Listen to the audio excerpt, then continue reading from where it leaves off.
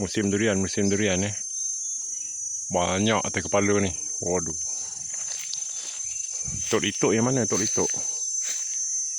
Yang ni ke? Kita masuk kat situ.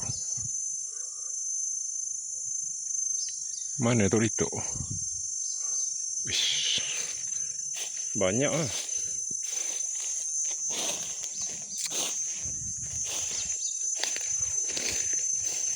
Durian dah jatuh buang buruk ke ataupun bahasan saja dia biar je. Biar atas kepala ni. Tak terlalu mana.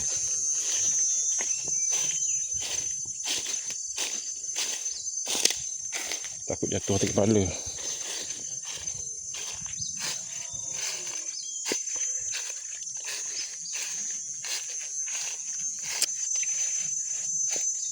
Tapi buahnya kecil-kecil.